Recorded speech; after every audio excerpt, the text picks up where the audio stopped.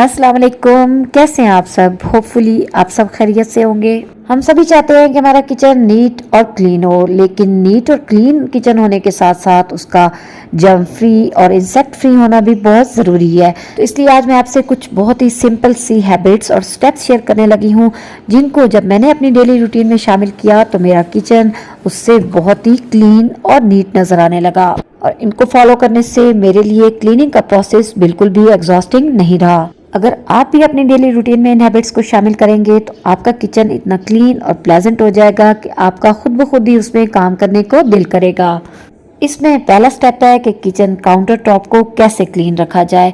तो कभी भी जब आप वेजिटेबल्स काटें तो उनके छिलके डायरेक्ट इसके ऊपर ना डाल दिया करें, इससे मैस भी फैलता है, खुद ही हमें फिर साफ भी करना पड़ता है। तो इसके लिए बेस्ट तरीका यह है कि आप एक बास्केट लें और उसमें डाल लें शॉपर, और फिर जितनी भी सब्जी आपने छीलनी है इसी में रखते हुए आप इस तरह से छीलें। छिलके डायरेक्ट इसमें आते रहेंगे। जब सब्जी वगैरह आप छील लें तो फिर इसी शॉपर को उठाएं और डस्टबिन में डाल दें। मैस नहीं फैलेगा, नीचे वाली जो टोकरी है वो भी उसी तरह से साफ रहेगी और काउंटर टॉप भी बिल्कुल गंदा नहीं होगा। नेक्स्ट हैबिट भी काउंटर टॉप क्लीनिंग से ही रिलेटेड है। हमें रोटी बनाते हुए खुश्क आटे की ज़रूरत होती है। ये आटा रोटी बनाते हुए थोड़ा इधर उधर भी उड़ के फैल जाता है और इसी आटे के ग्रैन्यूल्स की वजह से फिर किचन में कॉकरोचेस भी बढ़ जाते हैं। इस तरह से काफ़ी आटा भी ज़ाया होता है। तो इनसे बचने के लिए आप ये करें कि जब आप को रोटी बेलना हो तो नीचे एक अखबार का पीस डाल लें, सारा आटा इसके ऊपर गिरेगा। या फिर आप जो रोटी बनाने वाले रुमाल होते हैं कोई एक इस काम के लिए स्पेसिफिक कर दें और उसको नीचे आप बिछा लिया करें। जब सारी रोटियां बनाकर फारिग हों तो इस तरह से रुमाल को इकट्ठा करें और आटे को बेशक दोबारा वापस उसी प्लेट में डाल दें। इस तरह से आटा भी ज़ाया होने से बच जाएगा और ये देखिए नीचे काउंटर टॉप भी बिल्कुल साफ रहेगा। आपको उसे बार बार साफ करने की जरूरत नहीं होगी। मैंने ये रोटी मैट बाय किया हुआ है, इस पे रोटी को बेलना भी आसान होता है और फिर जो आटा वो इसके ऊपर गिरता है उसको मैं दोबारा से प्लेट में डाल देती हूँ। इसके साथ एक और चीज़ का भी ख्याल रखें कि जब आप रोटियां बनाकर फारिग हों तो आप बेलन और इस रोटी मैट वगैरह को साथ ही क्लीन कर लिया करें। बस एक ड्राई कपड़ा लेकर इनको पोंछ लें ताकि जितना भी इनके ऊपर आटा वगैरह के पार्टिकल लगे हुए हैं वो अच्छे से साफ हो जाएं। इसके बाद रोटी मैट को इस तरह से फोल्ड कीजिए और साइड पे रख दीजिए। इसके बाद एक और चीज़ जिससे आपका चूल्हा और किचन काउंटर टॉप मैसी होता है वो ये कि हम खाना बनाते हुए मोस्टली चम्मच इस तरह से चूल्हे के ऊपर या काउंटर टॉप के ऊपर रख देते हैं जल्दी में। फिर जाहिर बात है बाद में हमें साफ भी करना पड़ता है। तो आप अपने पास एक छोटी ट्रे या प्लेट रखें। जब भी आपने चम्मच नीचे रखना हो तो इस ट्रे या प्लेट के अंदर चम्मच को रखें। या इस तरह का एक ऑर्गेनाइजर भी मिलता है, बहुत ही सस्ते में मिलता है, जस्ट 50 रुपीज़ में मैंने ये दराज से बाय किया था।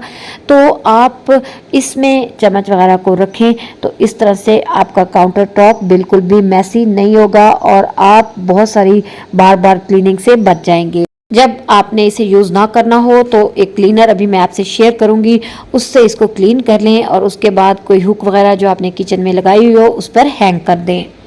सम टाइम हमने फ्रिज के अलावा भी इस तरह से बास्केट में फ्रूट रखा होता है, लेकिन गर्मियों में ये प्रॉब्लम आता है कि ऊपर बहुत ज़्यादा फ्रूट फ्लाइज आ जाती हैं, स्पेशली अगर केले रखे हों तो फिर तो ज़रूरी आ जाती हैं।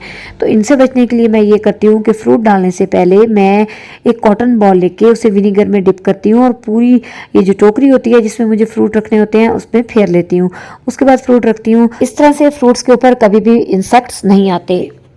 किचन क्लीनिंग के लिए हमें कोई ना कोई क्लीनर तो चाहिए ही होता है। अगर आप बाहर से क्लीनर खरीदेंगे तो वो काफ़ी महंगा पड़ेगा, क्योंकि जाहिर बात है एक ऐसी चीज़ है जो हमें बार बार यूज़ करनी होती है। तो बेहतर है कि आप क्लीनर खुद ही घर में तैयार करें। इसके लिए आप ले लें 1 कप के करीब पानी, उसमें ऐड कर दें 1 से 1.5 चम्मच के करीब लिक्विड डिशवॉशर। लिक्विड डिशवॉशर आपके किचन में से जितनी भी ग्रीस वगैरह होगी उसको ख़त्म करेगा। मिक्स कर लें। फिर इसके अंदर आप डाल दें बेकिंग सोडा 1 चम्मच के करीब, और थर्ड जो चीज़ आपने इसमें शामिल करनी है वो है विनीगर 1/4 कप के करीब। विनीगर क्लीनिंग भी करेगा और आपके किचन को डिसइंफेक्ट भी करेगा। समर में जब मैं क्लीनर बनाती हूँ तो इसमें मैं 1 से आधा चम्मच डाल देती होती हूँ डिटोल का। इससे ये होता है कि चूंटियाँ और मक्खियाँ वगैरह क्योंकि गर्मियों में ज़्यादा आ जाती हैं तो उनसे भी बचत रहती है और किचन कम्प्लीटली डिसइंफेक्ट भी हो जाता है। जब इसका ये फॉर्म खत्म हो जाए तो फिर इसे डाल लीजिए एक स्प्रे बॉटल के अंदर। लीजिए एक ऑल पर्पस क्लीनर हुआ तैयार, जिससे ना सिर्फ किचन काउंटर टॉप बल्कि इलेक्ट्रिक अप्लायंसेस और किचन कैबिनेट को भी आप क्लीन कर सकते हैं। चलिए अब इस क्लीनर से हम करते हैं क्लीनिंग। तो जैसे ही आप खाना वगैरह बनाकर फारिग हो तो आप बर्नर को क्लीन कर लिया करें। सबसे पहले तो जो जितने भी खुश्क चीज़ ऊपर गिरी हुई हो उसको एक ड्राई कपड़े की मदद से हटा लिया करें। इसके बाद आप बर्नर के ऊपर इस क्लीनर को स्प्रे कर लिया करें। इसी तरह से जो चूल्हे की बैक वॉल होती है, क्योंकि उस पर भी ऑयल के छींटे वगैरह पड़ते रहते हैं, उसके ऊपर भी स्प्रे कर दिया करें और इसी तरह बर्नर के बैक एरिया में भी, और फिर 5 मिनट्स के लिए छोड़ दिया करें। उसके बाद आप स्कॉच ब्राइट स्पंज लेके इस बर्नर को क्लीन कर लिया करें। फटाफट बर्नर आपका क्लीन हो जाएगा, आपको ज़्यादा मेहनत नहीं करनी पड़ेगी, किसी भी मेटल स्क्रबर का यूज़ नहीं करना पड़ेगा। इस तरह से जब डेली बेसिस पे आप बर्नर को क्लीन करते रहेंगे तो बर्नर मैसी नहीं होगा और फिर बहुत ज़्यादा टाइम लगाकर आपको बर्नर साफ करने की ज़रूरत कभी भी नहीं पड़ेगी। कोशिश किया करें कि डेली बेसिस पे इस तरह से सारे पार्ट्स को हटाकर आप क्लीन किया करें। जब आपका बर्नर चमक रहा होगा, अच्छे से क्लीन हुआ होगा, तो आपका पूरा किचन ही बहुत नीट एंड क्लीन लुक देगा। बर्नर को क्लीन करने के साथ साथ काउंटर टॉप के ऊपर जो चीज़ें आपने रखी होती हैं उनको भी आप इसी क्लीनर की हेल्प से वाइप करते जाएं। बस स्पंज के ऊपर क्लीनर को स्प्रे करें और फिर जितनी भी ऑयल बॉटल्स वगैरह होती है उनको भी डेली बेसिस पे क्लीन कर लें, ताकि जितना भी इनके ऊपर ऑयल या ग्रीस वगैरह हो वो साफ़ हो जाए। ये ऑयल की जो बॉटल्स होती है इनके साथ मैं इस तरह से ये कॉटन स्पंज लगा देती हूँ, ताकि अगर जो ऑयल वगैरह गिरे वो ये अब्जॉर्ब करता रहे और बॉटल ज़्यादा गंदी ना हो। ये देखिए मैं सारी बॉटल्स को साफ़ कर रही हूँ, बड़े अच्छे से ये क्लीन होती जा रही हैं।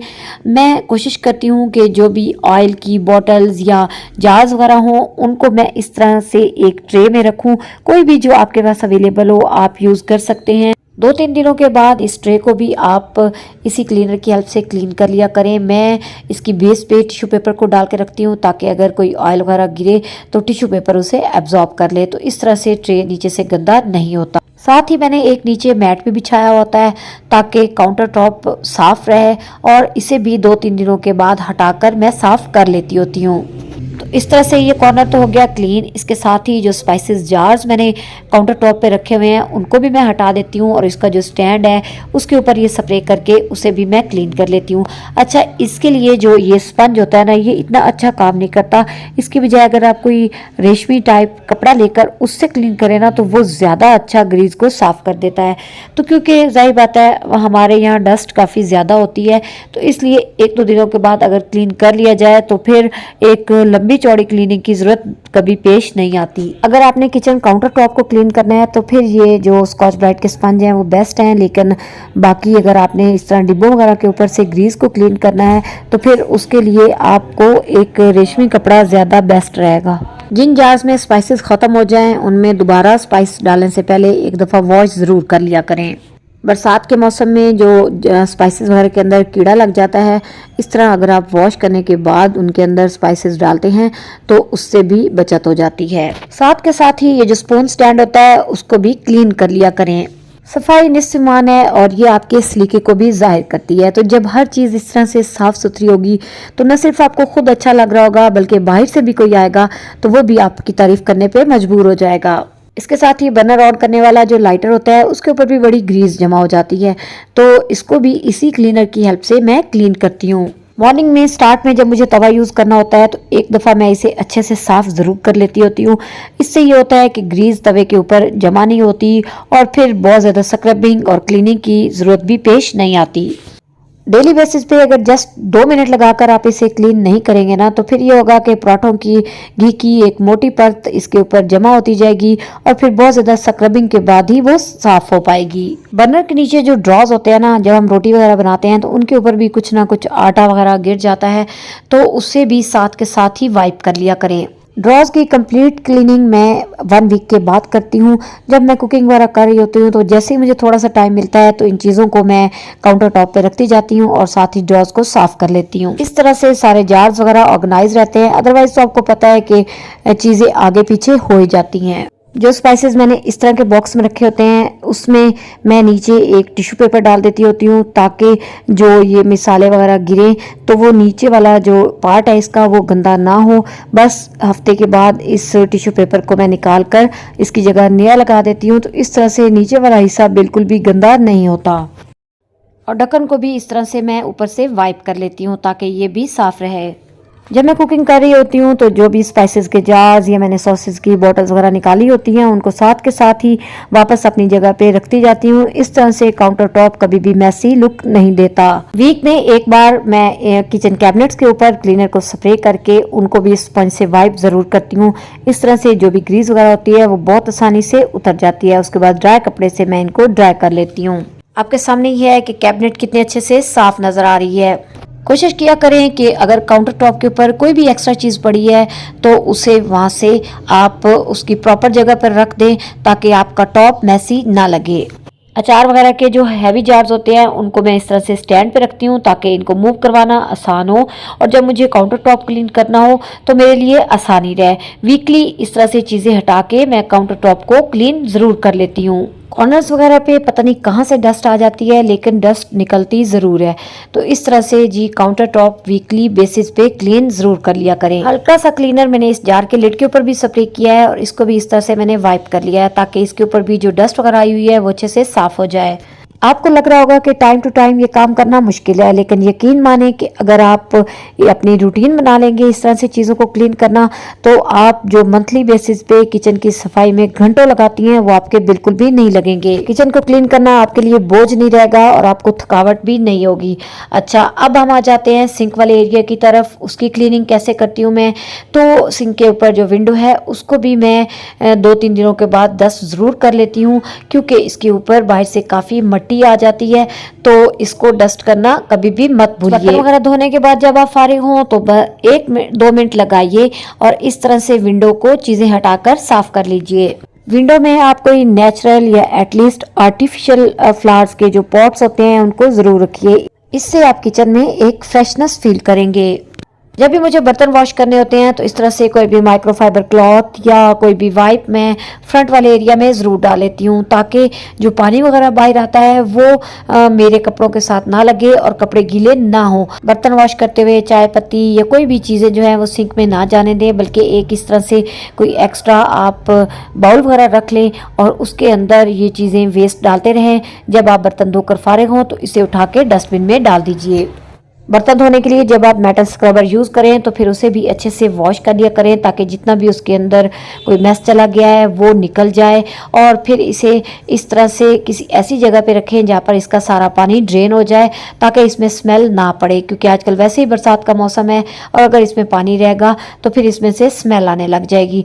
ये जो मेरा स्टैंड है जिस पे मैं डिश वॉशिंग सोप और स्क्रबर वगैरह रखती हूँ, इसको भी मैं 2-3 दिनों के बाद क्लीन ज़रूर कर लेती होती हूँ। क्लीनिंग के लिए आप ये जो क्लीनर मैंने आपको बताया है वो भी यूज़ कर सकते हैं या सिंपली आप डिश वॉशिंग सोप से भी क्लीन कर सकते हैं।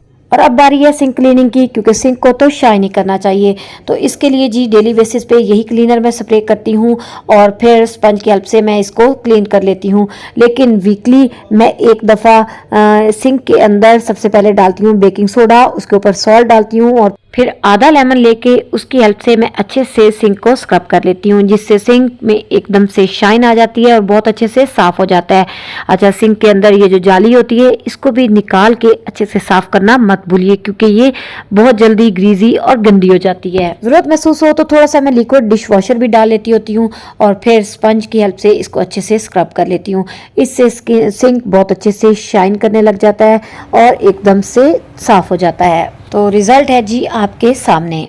सिंक के सामने तो माइक्रोफाइबर क्लॉथ रखती हूँ, नीचे भी मैं कोई ना कोई मैट जरूर डालती हूँ ताकि पानी वगैरह अगर गिरे तो ये अब्जॉर्ब होता रहे और फर्श गंदा ना हो। किचन में जितनी भी अप्लायंसेज ओपन पड़ी होती हैं उनको भी ऊपर से साफ करने के लिए इसी ऑल पर्पज क्लीनर का ही यूज़ करती हूँ। हल्का सा स्प्रे करती हूँ, फिर स्पंज की हेल्प से इनको मैं अच्छे से साफ कर लेती हूँ ताकि सारी जो ग्रीस या कोई डस्ट वगैरह है वो इनके ऊपर से साफ हो जाए। डो मेकर को मैं हटा के ज़रूर साफ करती हूँ, क्योंकि इसके नीचे कुछ ना कुछ आटे के पार्टिकल्स चले जाते हैं और अगर आटा इस तरह से गिरा हो ना तो वहां पर तो कॉकरोचेस जरूरी आ जाते हैं।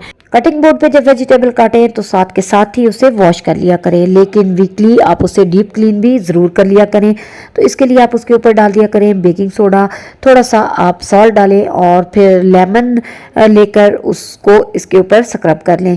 इससे ये बहुत अच्छे से साफ़ हो जाएगा। उसके बाद चाहे आप लिक्विड डिश वॉशर या कोई भी डिश वॉशिंग सोप लेके इसको अच्छे से साफ़ कर लें। तो ये देखिए डीप क्लीनिंग के बाद कटिंग बोर्ड बिल्कुल न्यू सा लगने लगा है। जब आप किचन क्लीनिंग से फारिग हों तो उसके बाद आप ये जो स्पंजेस होते हैं जिनको आपने किचन क्लीनिंग में यूज़ किया होता है उनको भी साफ़ करना मत भूलें। तो थोड़ा सा लिक्विड डिश वॉशर में डालती हूँ और उससे मैं इनको साफ़ कर लेती हूँ। ये बड़े अच्छे से क्लीन हो जाते हैं। लिक्विड डिश वॉशर के बजाय आप डिश वॉशिंग सोप भी यूज़ कर सकते हैं। एक और मिस्टेक जो हम करते हैं वो ये कि इनको वॉश करने के बाद उधर ही सिंक के साथ ही फैला देते हैं, जिससे ये ड्राई नहीं हो पाते और बाद में इनमें स्मेल आने लगती है। तो मैं क्या करती हूँ कि एक सेफ्टी पिन लेकर उस को मैं इनमें लगा लेती हूँ और फिर उसे मैं किसी हुक के साथ हैंग कर देती हूँ। हैंग होने की वजह से जल्दी ड्राई हो जाते हैं और इस तरह इनमें स्मेल नहीं आती। अब लास्ट पे आपको एक बहुत ही इंपॉर्टेंट स्टेप या हैबिट बताने लगी हूँ कि हमेशा जो आपकी आलू या प्याज वगैरह की बास्केट होती है उसमें कभी भी इस तरह से आप प्याज़ों वगैरह को मत डाल दिया करें। इस तरह से इनके ऊपर जो लगी हुई मट्टी या छिलके वगैरह होते हैं वो नीचे फर्श पे गिरते रहते हैं और बिल्कुल भी अच्छे नहीं लगते। तो इसके लिए आप ये करें कि कोई भी न्यूज़पेपर या कोई भी पेपर आप बास्केट में डाल दिया करें। उसके बाद आप इसमें आलू या प्याज डाला करें। कभी भी आलू या प्याज इकट्ठे मत डालें बल्कि हर एक को अलग बास्केट में डालें। तो ये देखिए मैंने सबसे ऊपर रखा हुआ है लहसुन, उसके बाद प्याज और उसके बाद आलू। और अब शेयर करने लगी हूँ आज आपसे लास्ट हैबिट। तो वो ये है कि अपने किचन में एक टॉवल आप ज़रूर हैंग करके रखा करें, क्योंकि जब हम हैंड वगैरह वॉश करते हैं बर्तन धोने के बाद या कोई भी कुकिंग वगैरह के बाद, तो हम लेडीज़ मोस्टली क्या करते हैं कि अगर टॉवल ना हो तो हम दुपट्टे से ही अपने हाथ साफ़ कर लेते हैं। तो ऐसा ना हो इसके लिए किचन में एक हैंड टॉवल ज़रूर होना चाहिए, क्योंकि आजकल बरसात का मौसम है। तो आप ये मोटे वाले टॉवल की बजाय इस तरह का माइक्रोफाइबर टॉवल हैंग करें तो वो जल्दी से ड्राई हो जाएगा और इस तरह से उसमें स्मेल नहीं आएगी। तो मैं भी किचन कैबिनेट के साथ इस तरह टॉवल हैंग करके रखती हूँ। तो बस अब आपसे चाहती हूँ इजाज़त। उम्मीद है कि वीडियो आपको पसंद आएगी। अगर अच्छी लगे तो फिर लाइक करना और चैनल को सब्सक्राइब करना मत भूलिएगा। इंशाल्लाह फिर मिलूंगी नेक्स्ट वीडियो। तक के लिए अल्लाह हाफिज़।